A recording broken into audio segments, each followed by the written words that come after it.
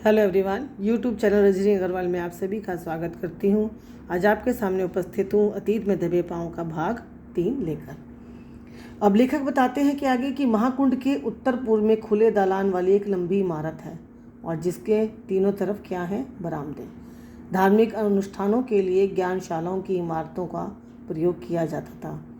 इस टूटी हुई इमारत में 20 खंभों का हॉल है जिसे कि सामुदायिक या प्रशासनिक केंद्र माना जा सकता है।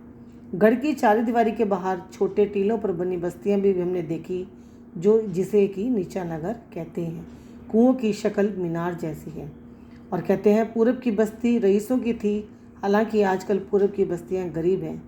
इसमें बड़े घर, चौड़ी सड़कें और ज़्यादा कुएं हैं। लेखक कहते हैं कि ये जो है अपने अपने नामों पर इलाकों को इसमें बांटा गया था।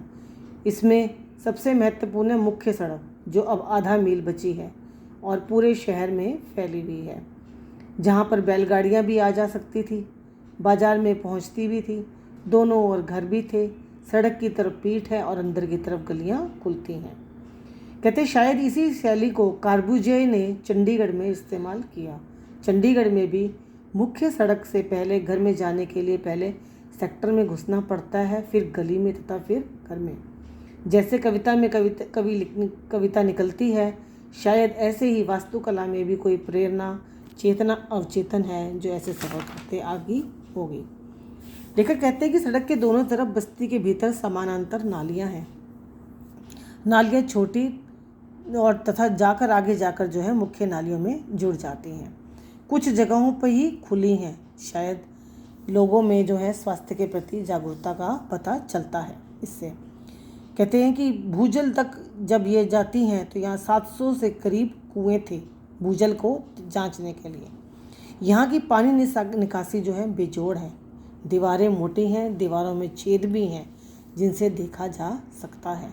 सभी घर पक्की ईंटों से बने हुए हैं और कहीं कहीं कच्ची ईंटों का भी प्रयोग किया गया है और मामूली जगहों पर तो पत्थर का भी प्रयोग किया गया है, कहीं कहीं नाली को ढकने के लिए। लेखक कहते हैं हैरानी की बात यह है कि सामने की दीवारें सिर्फ प्रवेश द्वार हैं, खिड़कियां नहीं हैं। खिड़कियां शायद ऊपर की मंजिलों में ही छोड़ते हैं।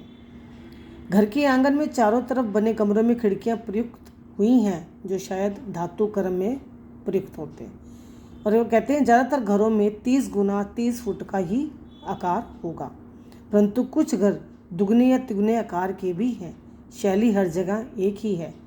इस व्यवस्थित बस्ती में एक घर का मुखिया कहा जाता है, जिसमें 2 आंगन और करीब 20 कमरे हैं।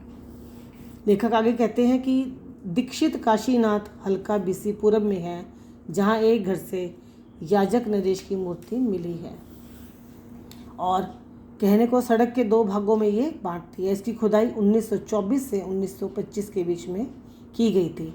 यहाँ एक बड़े से घर में कुछ कंकाल और घर से प्रसिद्ध नर्तकी शिल्प भी निकला है। अब कहते हैं कि दिल्ली का राष्ट्रीय संग्रहालय में जो है संभाल कर जो है इन्हें रखा गया है।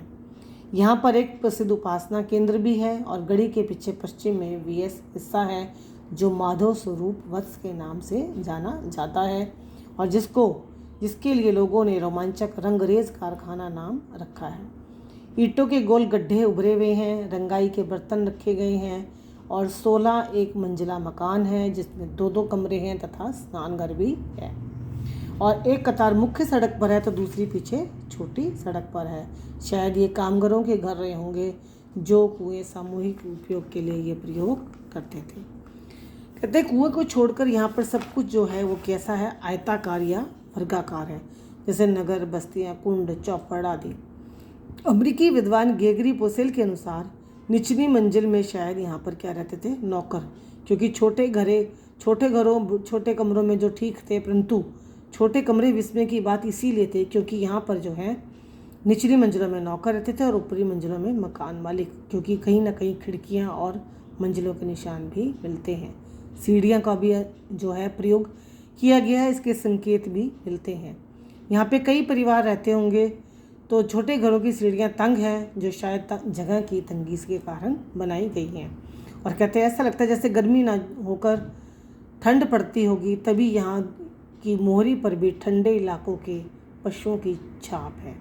यहाँ पर नहर का भी कोई प्रमाण नहीं मिला और लगता है कि सिंचाई का साधन भी कुआं ही होगा, शायद बारिश भी अच्छी होती हो। बच्चों, ये था अतीत में दबे पाँव का भाग